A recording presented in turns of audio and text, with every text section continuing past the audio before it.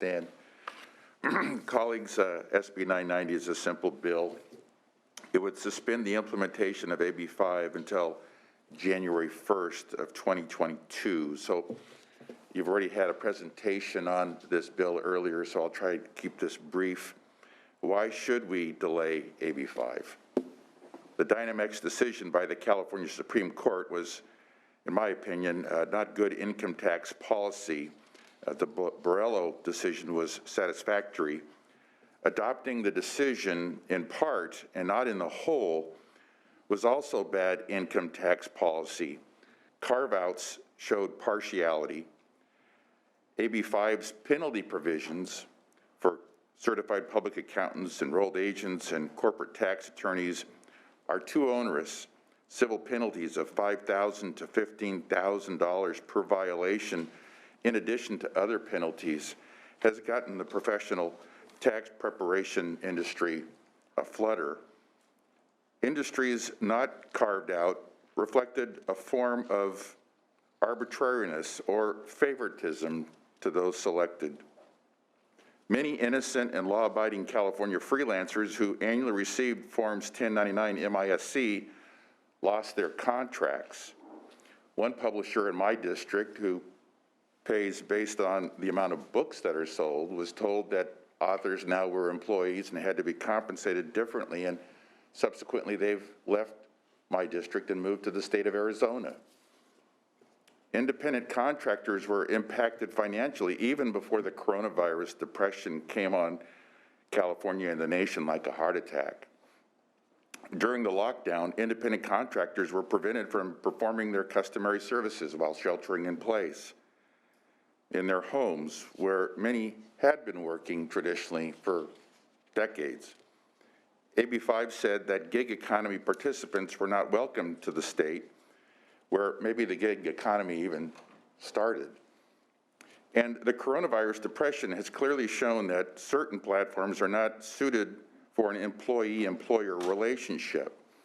When Uber and Lyft came about, they are basically matchmakers, pairing up individuals who had time and a certified safe vehicle with others needing to run an errand or meet up with someone at an event and being paid a modest fee.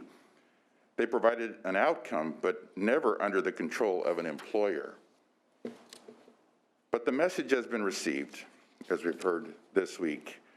There's a perception, and it becomes reality, and it appears to many that Sacramento is anti-business, anti-entrepreneur, and anti-part-time, and that we're attacking residents who were trying to earn a little extra income in order to make ends meet, pay the rent, or have enough funds to take a vacation. And I know we've all received plenty of phone calls and letters and emails on this particular bill. But the message came at the wrong time. Californians need some relief. Consequently, let's hold off on implementing AB 5 until everyone gets through this COVID-19 episode and the resulting depression. Senator Jackson said it really well. Let's try to find the sweet spot. Let's show the business community that we heard their pleas and empathize with their plight. And in the interim, let's perform some better scholarship on how to determine who is a common law employee and who is an independent contractor. The standard should apply to all, as it has for decades under the Internal Revenue Service's rules and scrutiny. There's a criteria, and the IRS will make sure you're an employee if you are an employee, because they want the FICA withheld and they want the payroll taxes just as much as the Franchise Tax Board does. Let's put the CPAs and the enrolled agents and the tax attorneys to the task. Let's ask Spidell, which is a California tax publisher, that 30 years ago I went to their annual conference on California income tax law. Let's put them to the task. Let's fix this flawed AB 5 and put it on the pause button and make it fair and equitable to all Californians. It's their work product that generates the income that pays our payroll checks. We should be more sensitive to our constituents. So, colleagues, I respectfully request an aye vote on SB 990. Very good. Thank you, Senator Moorlach. Is there anyone in 4203 who would like to testify in support of SB 990? I notice there are no witnesses that you've identified. So is there anyone in support in 4203? Seeing brief, sir. That's much appreciated. Is there any public testimony in room 2040? Anyone who wishes to testify in support of SB 990? Seeing no one there. Thank you. We will now move on to the members of the public waiting to testify via the teleconference service. Moderator, if you would please prompt the individuals waiting to testify in support of SB 990, we will begin. If you wish to speak in favor of SB 990, please press 1, then 0.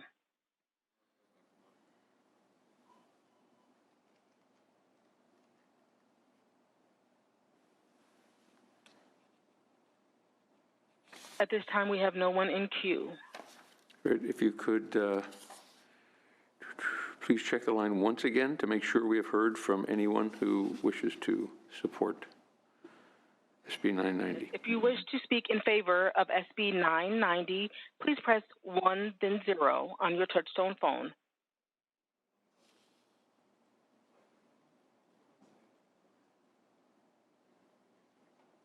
And we have no one in queue. Very good. Thank you very much. We've heard from the supporters, and now we will follow the same process to hear from any opposition. So let's begin with public comment here in room 4203. Anyone here in opposition? Seeing and hearing no one. Moving to room 2040. Anyone wishing to testify in opposition to SB 990? Thank you. Seeing no one there as well, we will now move to witnesses. I'm sorry. Now move to witnesses in opposition to SB 990. Moderator, if you would please prompt the individuals waiting to testify in opposition to SB 990. We will begin. Yes. If you wish to speak in opposition of SB 990, please press 1, then 0. That's 1, then 0 if you are in opposition of SB 990. And we do have the line of number 149. Your line is open. Maybe your line's on mute. Oh. Hi, this is Michael Young with the California Labor Federation. We're opposed to SB 990. The ABC test in Dynamics and AB5 provided worker protections for millions of workers that previously had no access to things like minimum wage, workers' compensation, unemployment insurance, and other social safety net programs and worker protections. The COVID-19 crisis has exposed the need for and our reliance on many of these programs in times of need. Workers cannot wait 2 years before they can get access to these important worker protections and critical programs, and they shouldn't have to. California's economy can't wait 2 years before we recover employer tax contributions from companies that habitually misclassify workers. It's not fair to our good employers that pay their fair share, but are forced to compete on an unfair playing field, and it's not fair to California taxpayers. Additionally, the statute of limitations for thousands of claims could lapse in this 2-year period of AB5 and Dynamics repeal as proposed in SB 990, further hurting vulnerable California workers at a time they can least afford it. For these reasons, we're opposed. He's going to call me first. What?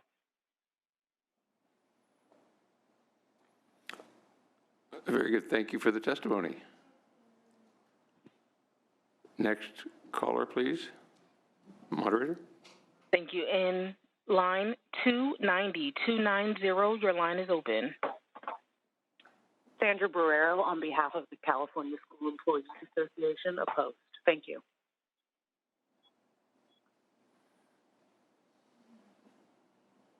Thank you. Line 295, your line is open. 295.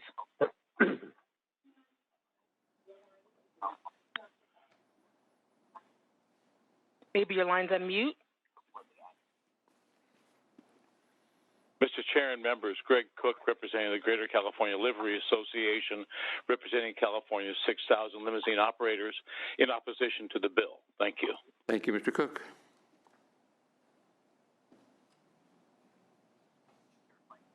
Line 151, your line is open. 151. Daniel Gutierrez on behalf of the Communications Workers of America District 9 and the United Public Employees, both in opposition. Thank you.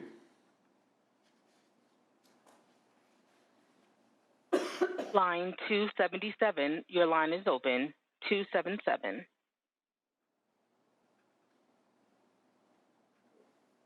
Maybe you're on mute. Line 277.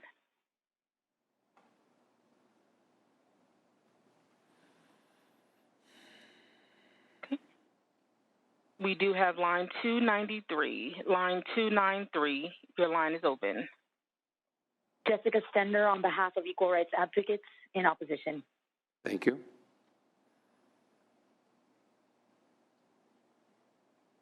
Line 176, your line is open. 176.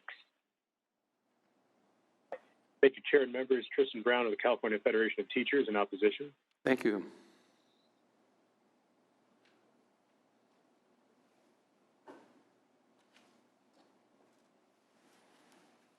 Line 296, your line is open. Please go ahead.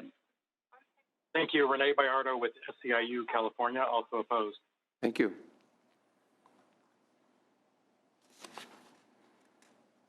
Line 289, your line is open. Please go ahead.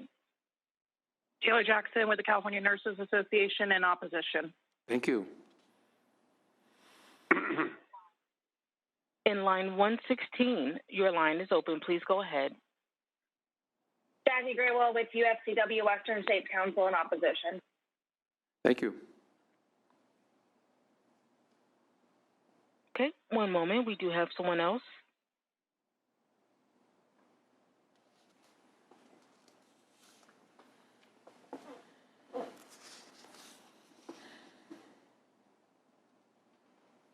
Oh, shit.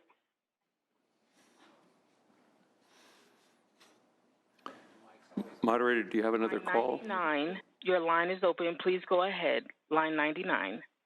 Thank you, Mr. Chair. Members of the committee, Jeremy Smith here on behalf of the State Building and Construction Trades Council, also opposed. Thank you.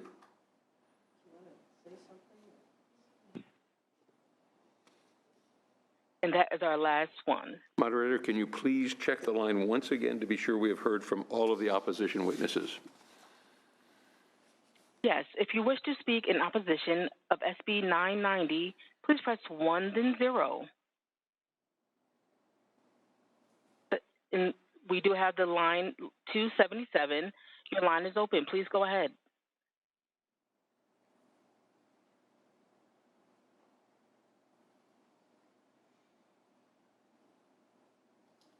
One moment.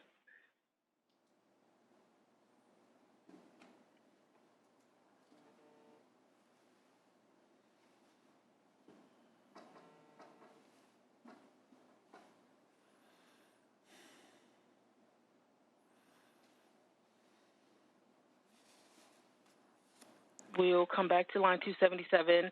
Line 297, your line is open.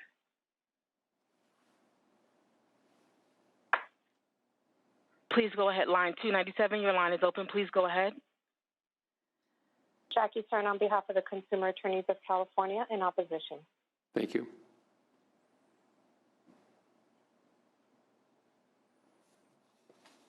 And at this time, there are no further queued up. Could you please open the lines one more time to make sure that we've covered all of the opposition witnesses? Sure. If you wish to speak in opposition of SB 990, please press 1, then 0. That's 1, then 0.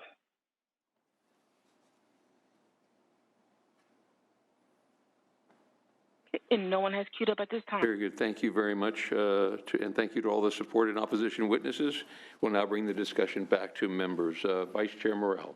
Yes, when it's time, I'd like to move the bill. Very good. I will recognize you at the appropriate time. Any other comments or thoughts, Senator? Yes. Thank you, Senator Moorlach, for your bill. Greatly appreciate that because I just like to know from your perspective, trying to get temperature readings from different parts of the state.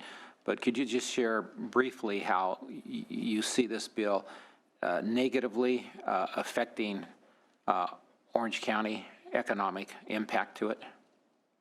Well, I don't know, Senator Morrell, how many phone calls and communications you've received, but after session, AB5 was certainly pretty high up the list, probably at the highest, and continues to get lots of media attention and lots of letters to the editor. In fact, the local paper, the Orange County Register, in fact, endorsed SB 990 as a solution to try and fix this imbalance. We've told a lot of people that their legal, justifiable, independent contract relationships were no longer. This bill cast a wide net and caught a lot of people in it, you know, allowing freelance writers only to do 35 articles in a year, certainly wiped out a lot of freelancers, and so, you know, I don't know, I could probably tell stories for a long time, but I'll just stop there. Thank you, Senator Morell. Would you like to close? Happy to. Mr. Chair, thank you for hearing the bill. I really appreciate it. It has been a major source of communications with my district office, and so we've tried to react, but I just want to thank you for not just calling me up and saying, forget it. So I appreciate that. The Franchise Tax Board and the IRS should go after the abusers. We were very careful when I practiced to make sure that common law employees were common law employees, and if you were going to go the independent contractor route, you had better be able to meet all the factors so that my clients would not have an interesting letter to explain why they had to pay 3 years of back FICA taxes, but had to pay both the employee and the employer portion at 15% times the amount paid. That could be a pretty sizable bill for a business to have to take on. And we should go after the violators like Dynamex. Dynamex was aggressive to the max, and so I'm upset that a company would go as far as they did in trying to reclassify employees to independent contractors. And maybe we ought to find more funding, set of $20 million in the budget to enforce AB5. Maybe we ought to give that money to the Franchise Tax Board and deal with the perpetrators that are not playing by the rules and making it unfair for those that are. So with that, Mr. Chair, I believe that we should suspend AB5 until January 1st of 2022 and take a harder look on what's fair for everybody, that it's horizontal, not vertical. Everybody should be able to determine whether or not they're independent or whether they're a common law employee. It shouldn't be whether you work for a travel agent or whether you don't. That's bad law.